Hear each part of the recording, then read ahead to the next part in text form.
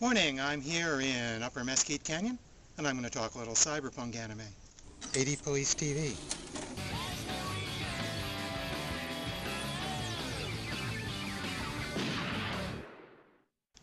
80 Police is a 1999 cyberpunk sci-fi TV series. It's released in North America by ADV Films. In the future, Tokyo has been renamed Genom City after the giant technological conglomerate that dominates the country. One of Genom's key technologies are the boomers, a synthetic robot android technology for difficult or dangerous or repetitive manual labor.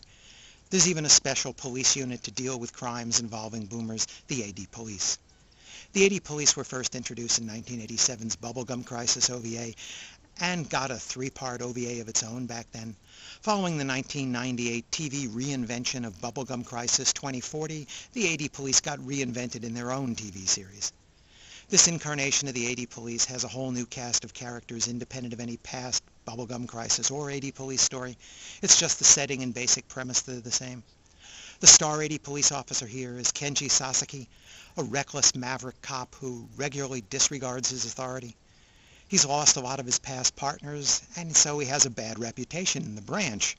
His new partner is Hans Cleef, a newly arrived detective determined to earn the respect of his partner no matter what madness that's going to require.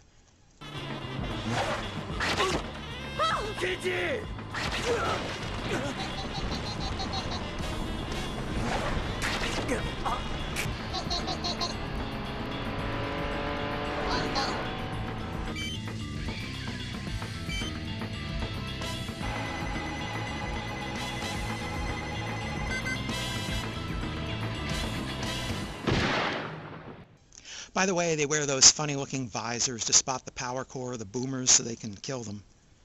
The rest of their AD Police unit think Kenji is a fine cop. They just don't want to partner with him.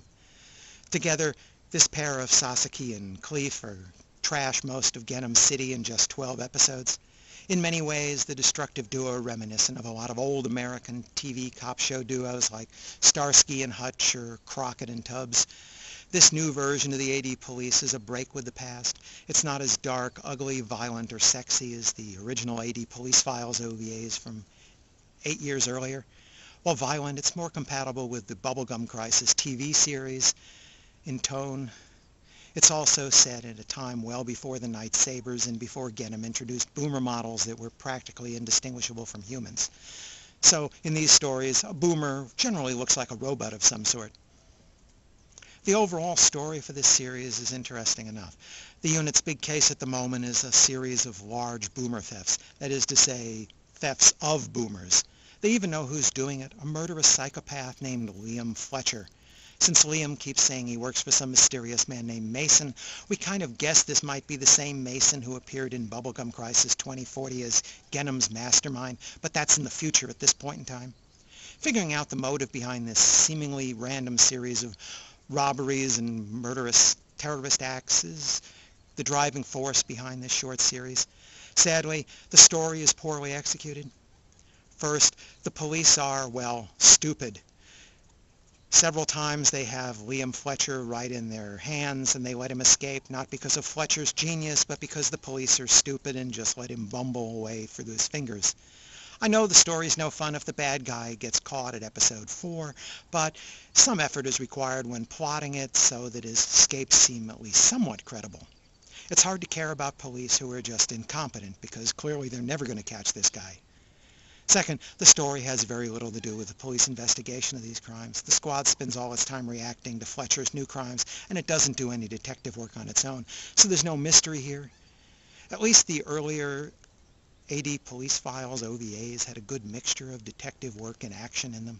Here, this is mostly an action story, and that action is usually shooting up boomers.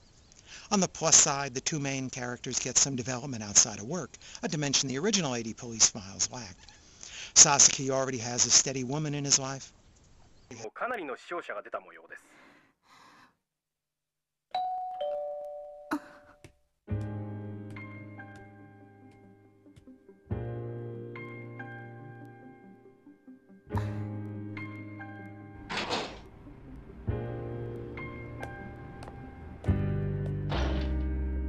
And Cleef, as the new guy in town, is out trolling for a woman of his own.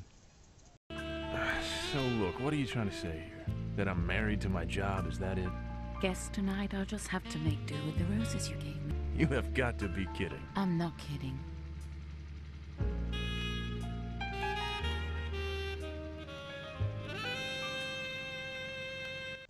The artwork is surprisingly bright and crisp for what we expected to be a dark and ugly sci-fi story.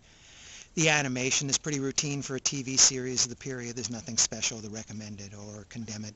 Aside from the annoying opening song, the story uses a lot of smooth jazz for its soundtrack under the action sequences. That's a nice change of pace from the rock score that propelled its many progenitors. ADV's English dub seemed adequate to me, though I preferred the Japanese track with subtitles here. The 80 Police TV series ran only 12 episodes, but it did deliver a real conclusion to the running storyline.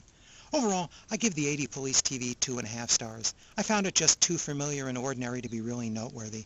A rather familiar cop story, just told in a universe where there happened to be some robots, and the characters in it were, well, not terribly exciting or memorable. ADV has released the entire series on a single 2-DVD set in North America.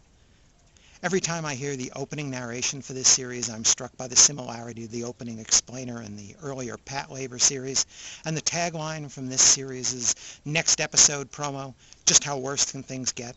is just asking for a snide remark here. Thanks for listening.